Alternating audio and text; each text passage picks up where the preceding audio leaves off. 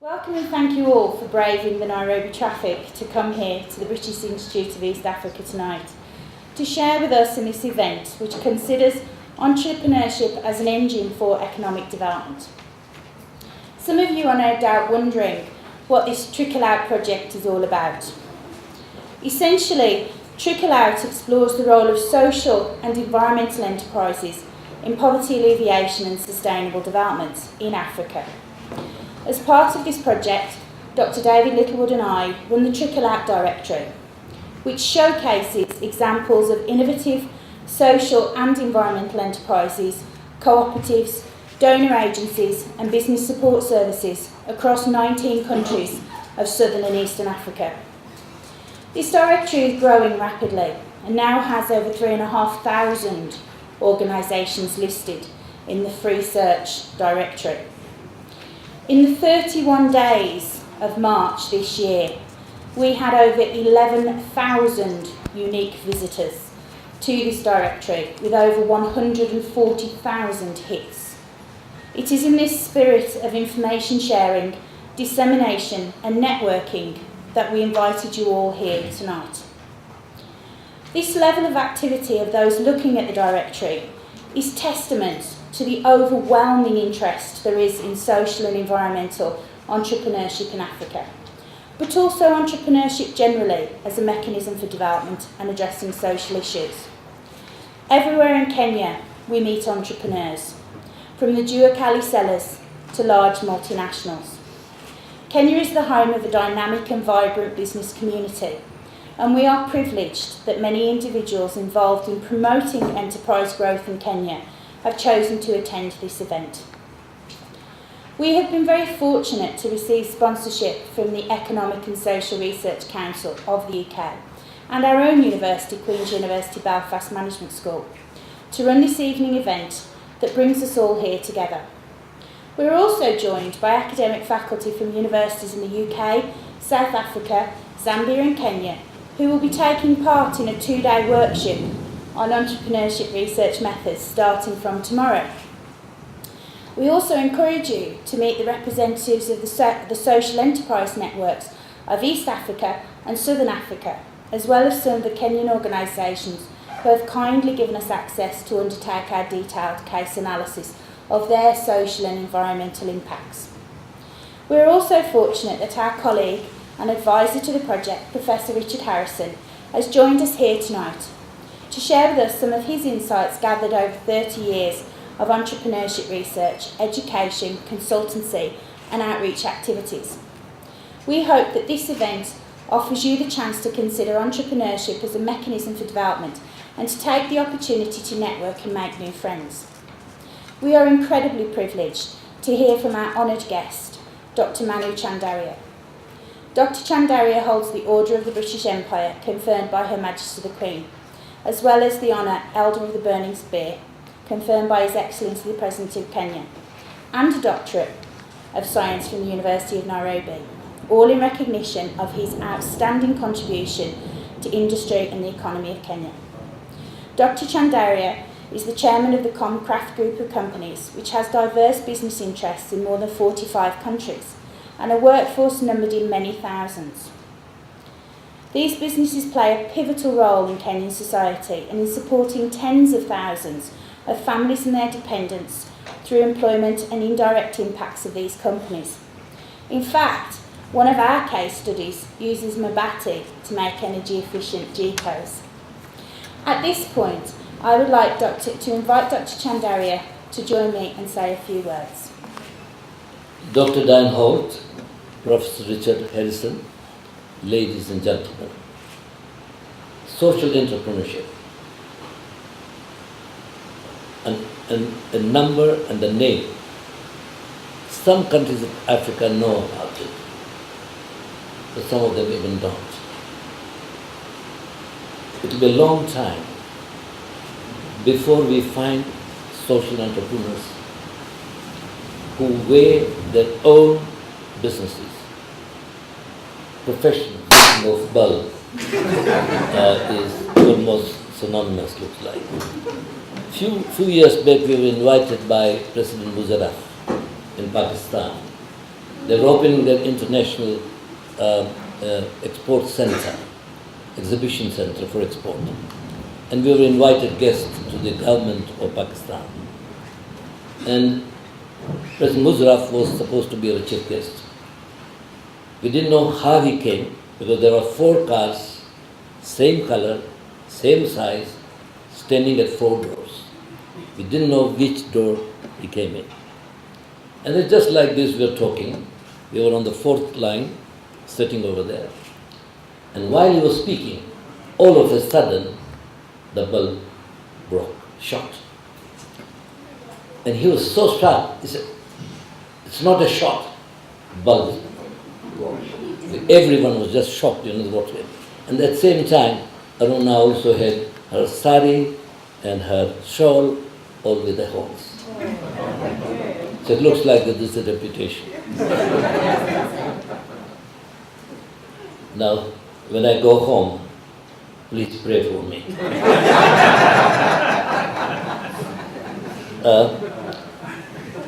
It will be a long time before we find social entrepreneurs who weigh their own businesses on one side or their own profession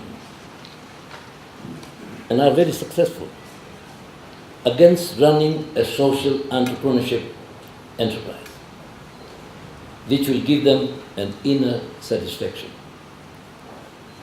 We as a family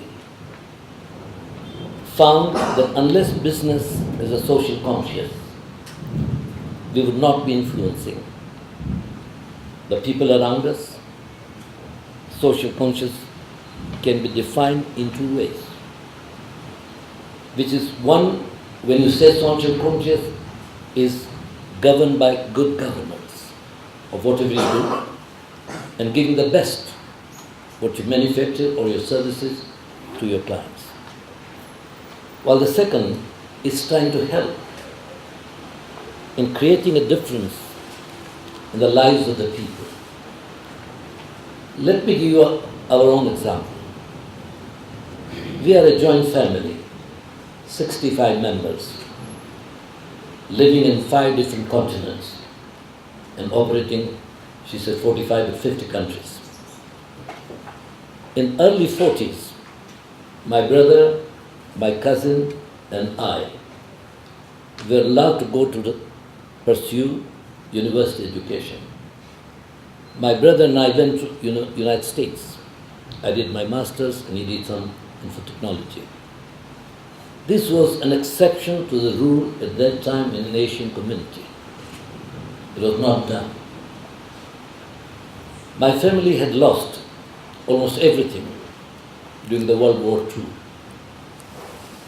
All that was left was one business of a provision wholesale and a small manufacturing plant in Mombasa, employing of producing aluminum pots and pans. In 1951, we joined the business, which was employing 40 people and 6 members of the family. A little business, 6 members of the family, and it was something which we couldn't understand. Many times we felt and asked ourselves, what are we doing here? Do we accept to work in a small enterprise, in an old-style environment of doing business?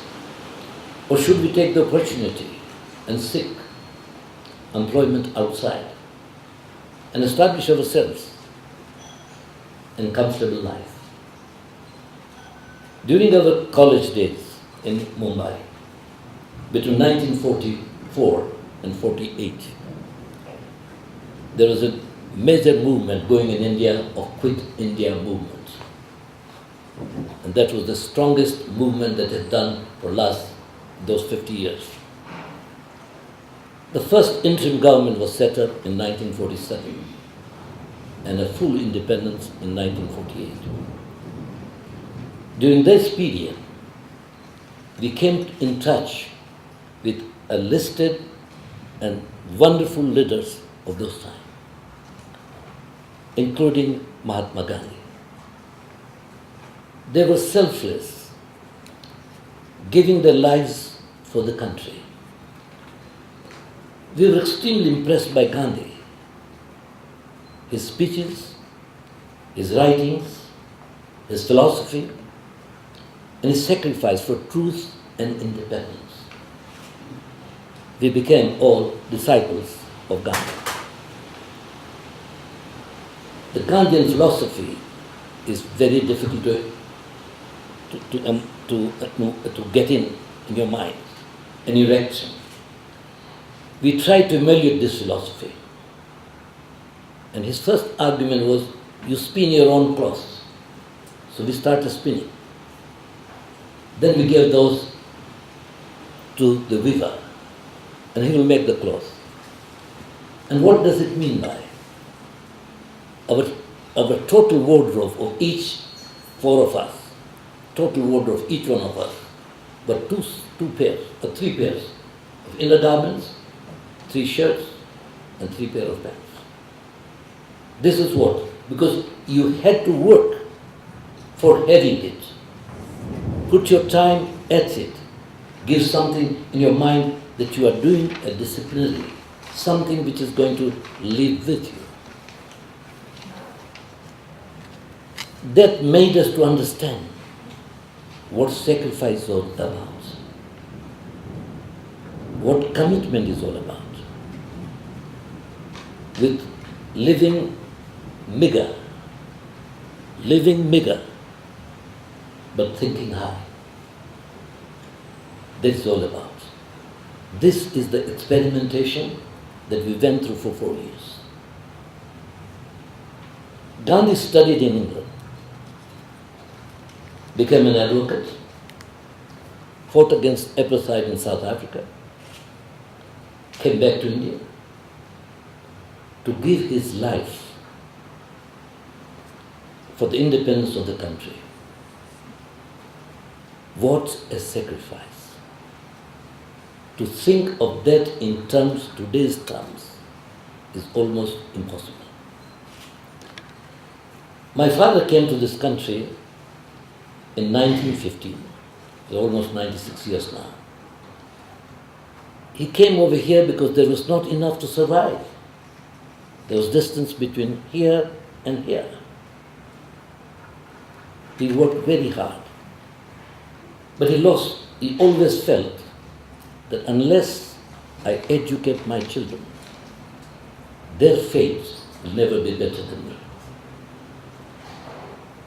So our family, he built a small family business, but a successful business. Year after year it made money and was doing okay. But they had dreams, which gave us the opportunity for us to broaden our horizons and take the university education. Not only in Mumbai, but some of us went to the United States. At that time it dawned on us that we had to make a choice. Either to serve the family, build them up, or work outside and look after our own comfort. It was very difficult. What to do? The Gandhian philosophy came in handy. And we made up our mind. However small our business is, we will build it.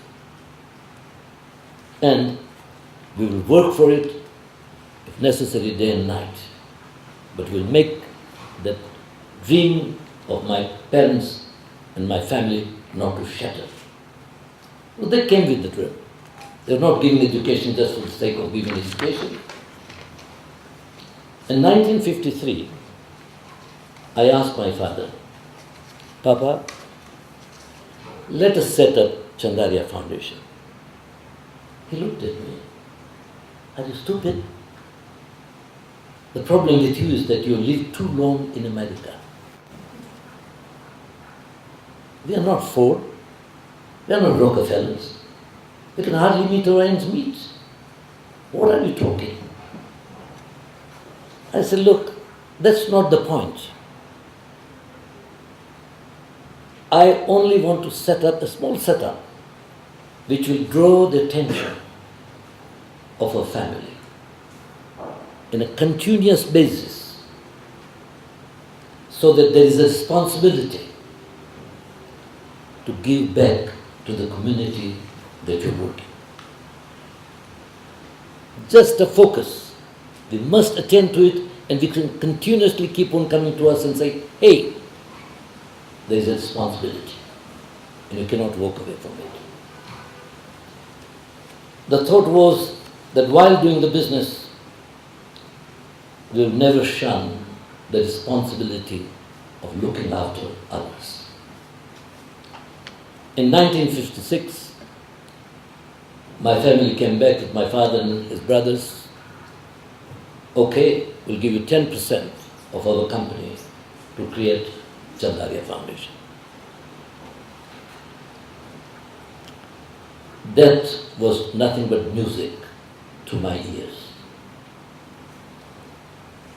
Chandaria Foundation is one of the oldest foundations in Kenya, and kept my family members, my management, my staff, and even my workers focused that there is a social responsibility.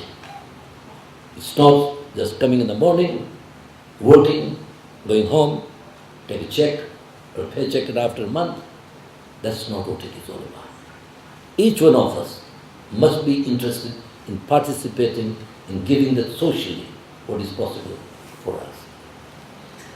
In Gandhi's word, the wealth that we have is not ours. We are the trustees of the wealth that we have created. Now, what the Chandaria Foundation has achieved, when you talk about the Chandaria Foundation, what has it achieved then?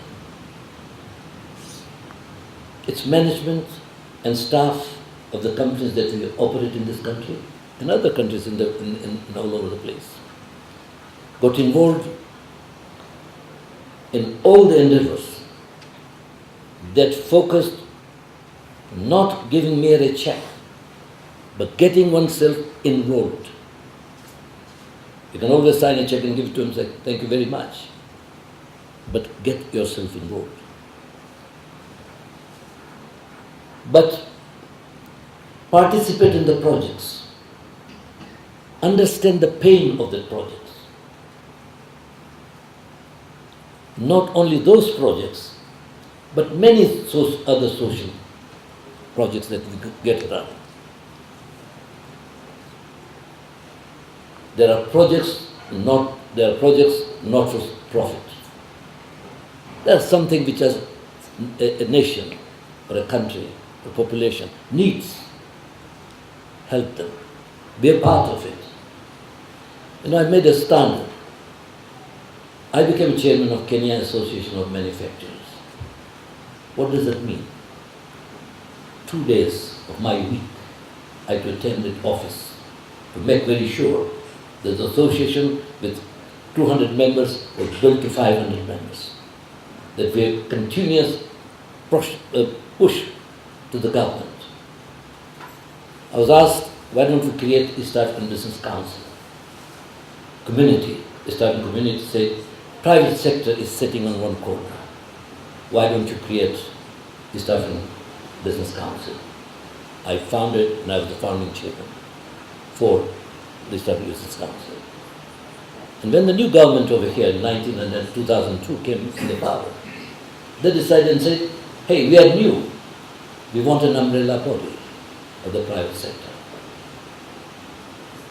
And there was a huge meeting with 10 ministers, permanent secretaries, directors, academia, private sector, and number of people, I think about 900 people in Mombasa for 4 days.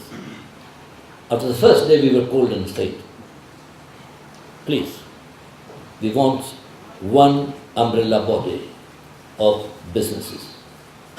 So we laughed at it. So I laughed at it. I said, listen, it's not possible. So why it's not possible? He said, we are very new. We don't want to be utilized by A, B, C, D. We must know what is one united voice. So I said, it's not possible. Every chairman, there are 200 commercial organizations in Kenya. Every chairman has got an ego bigger than their shoulder. And then board members, all put together. Now to put 200 of them under one chairmanship is just not possible. But they were very insistent and persistent. They said, don't worry, go and sleep over it. Next morning again, they called us back. Private sector, what have you decided? And they said, no, it's not possible. So he said, Manu, I challenge you. And in 4 months' time, we created Kenya Private Sector Alliance. These are requirements for environment of businesses so that we can do better businesses, create more work and create more jobs. But on my condition, we told them, all the offices must be open to us. That there shouldn't be a mark because they were new. We wanted to make very sure that offices are open for us. They walk in, and we started doing that. What's wrong today? How long is it going to take us to change? And please involve us in every policy that you make. And that was a promise by them. And I think it worked out for a few years. It's still working, but not at the same intensity that we wanted at that time. Now, why would I become members of this institution? And why my management is becoming chairman of FKE, another becoming chairman of KN, another becoming chairman of some hospital? Why? Because I insist. Unless and until we do something about it, we'll never change the picture. So I think it's that entrepreneurship, ideas, thoughts, that let's do something more than I have been doing in my businesses. And what do we see today in Chandaria because of Chandaria Foundation? The Chandaria Accident and Emergency Center at Nairobi Hospital, which is the best hospital in Eastern Africa. On the coast, a Chandaria Accident Emergency Center and Pandya Hospital. It's been very nice. We have created in a flagship area where we have got our plant, Mariakani, some 35 kilometers from Mombasa. We have created another Mabati Health Center, where again this time we decided that in this health center, one of the wing will be specifically committed for HIV/AIDS. Because Mariakani is the second largest transmission center of HIV/AIDS in this country. Mololong is just a few kilometers from here, is the highest. Because the truckers stop there. And the conditions of the women and the families and the children that you see is unbelievable. So we said, this is only nothing but AIDS. It's curative, preventive on one side, HIV is on the other side, and then we are going to now put up for the antenatal, prenatal, Planned Parenthood, so that we can see how the progress can be done. We have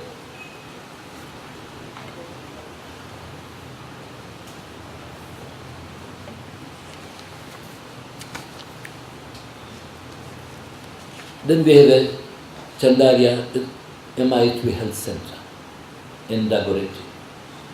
We have Chandaria Haruma, Mjia Haruma, a health center near Dagoretti, near the Runda. And one is in the industrial area, and 12 in the rural area. From rural areas to go to any place where they can be looked after. So we thought that maybe that's a focus that we should continue putting ourselves into. In the education field, if we didn't leave that, because these are the two basic requirements I thought, education and health. In the education field, we created Chandaria School of Business in United States International University. I don't want to say Mr. There's a dean over here from the Strathmore and the dean over here from my school.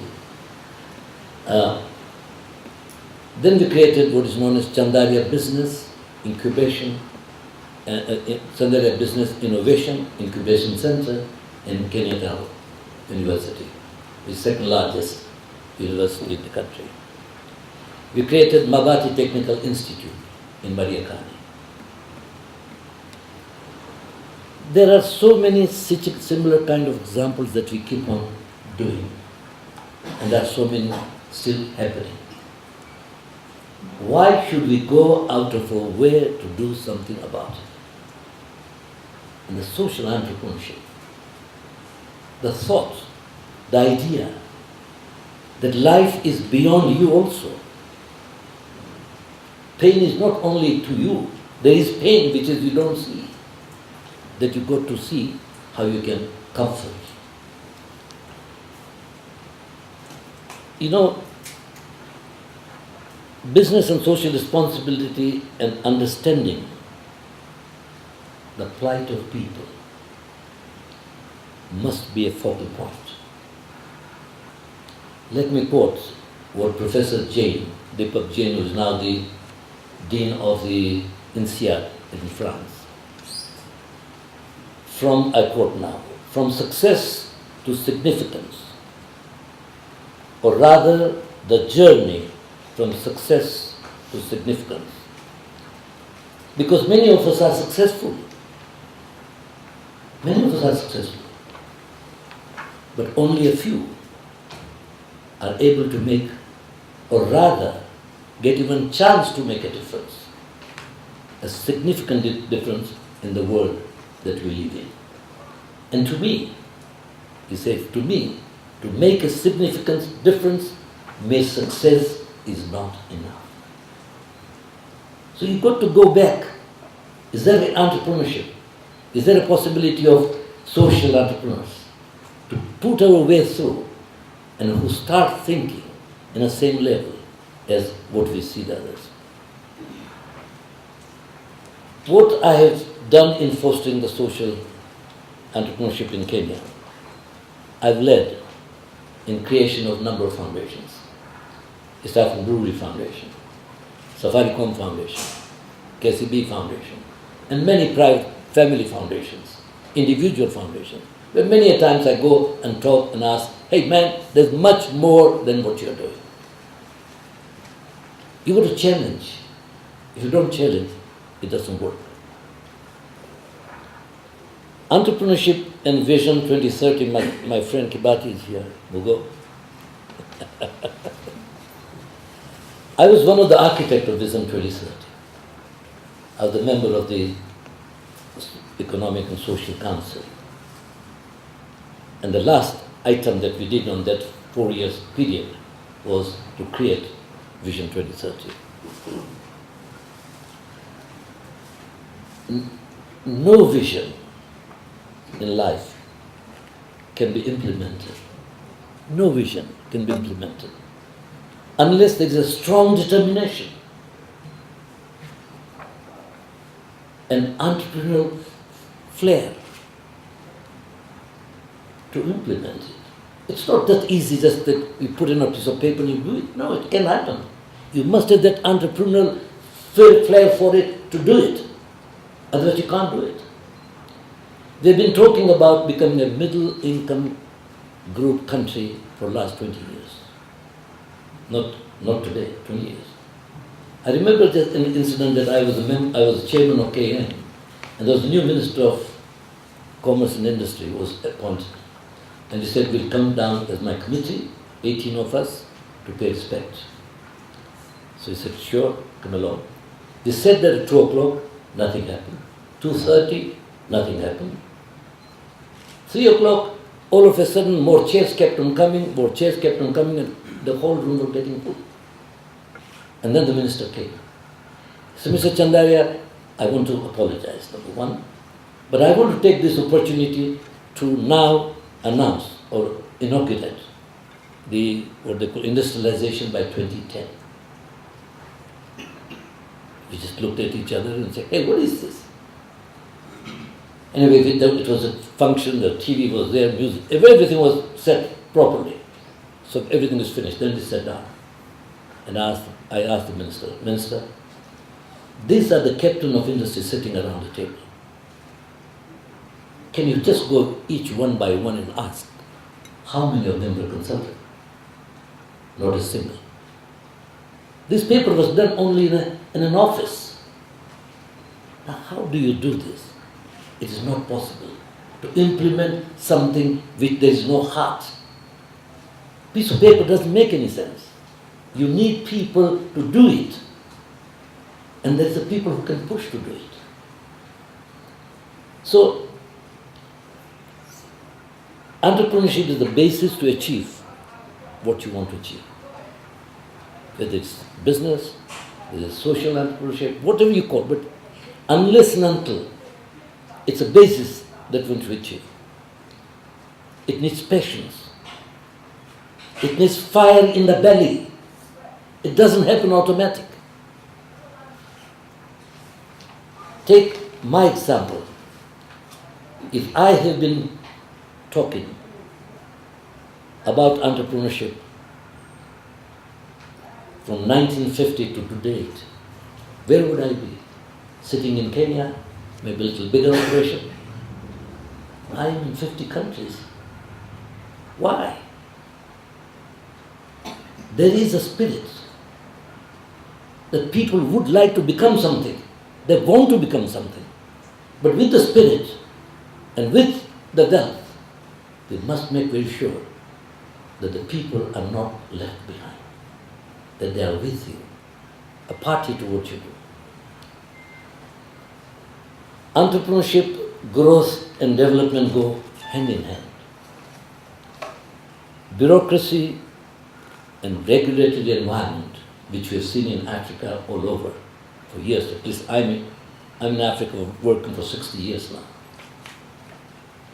Regulatory, bureaucracy and regulatory that we have created in all these years. What is the result? Poverty. 65% of the people in Kenya are today below poverty level. Now somebody will say it's 55, somebody will say 67. To be anything about 50 is a shame for a nation that they are poor people. Our children are pacing the streets today. There are 6 million children, youth, university graduates, half-done university graduates, polytechnic graduates, half-done polytechnic graduates, skill trained, half skill trained, because they don't have the fees. So halfway they leave it. And secondary school leavers. We are not talking about primary school. 6 million pacing the street of this country.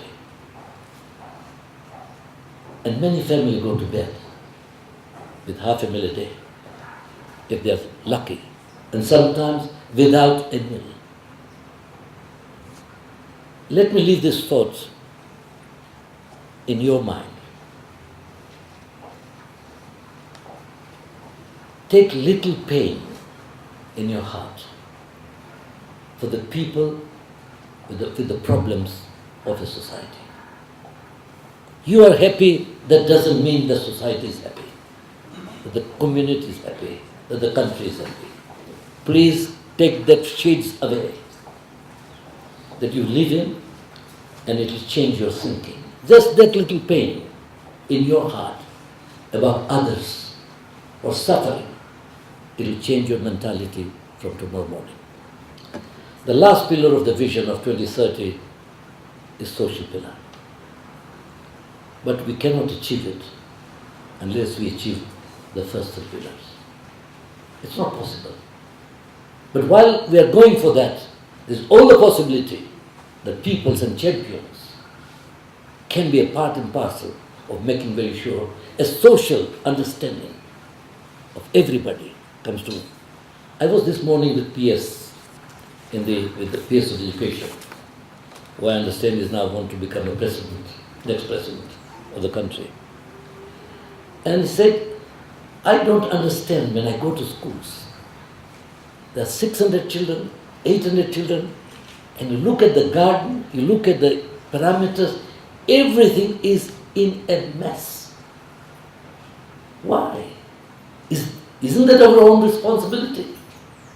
If I have to cut my grass by a little bit shape, what is wrong in it? But we are making it very different.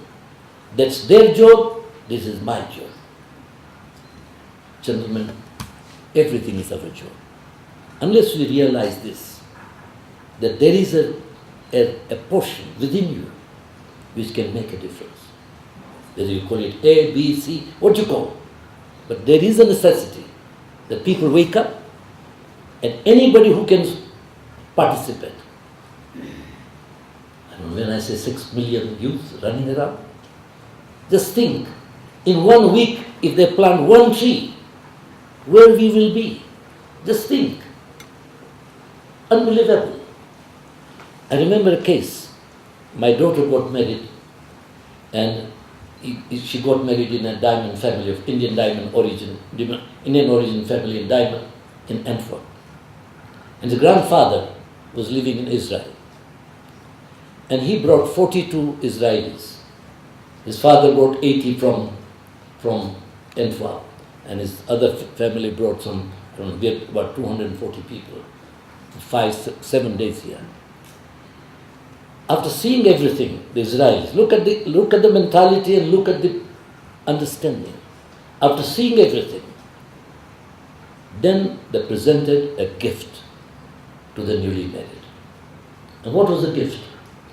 The gift that they will plant 10,000 trees and call it a Chandaria Meta forest in Israel. That was their gift. Think little bit, just think. They stayed here for 4 days, 7 days, enjoyed everything, took them around the safaris, everything. What was their gift?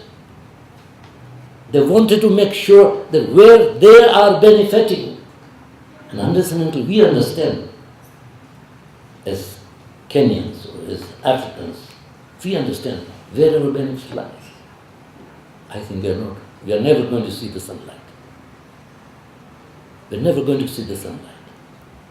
Simple examples. In Kenya, 60 years. In East Africa, in the eastern coast of Africa, we're in 15 countries. How many people we employ? Maybe 15,000. In 15 years in China, we employ 12,000 people. Why? Because you want to set up a company, you want to employ, you want power. There is no way they stop. That's the way how things work. Unless and until we determine ourselves that we have a role to play besides what we are doing and extend ourselves, because we're intelligent, that extend ourselves to something which we can help then and then. And that's the way I define as social entrepreneurship. And you can only create social entrepreneurship. It's not my job. Chandaria can only do it. Everybody can do it in their own way, in their own little way. Unless and until you do it, I think we don't see sunlight. Thank you very much for listening.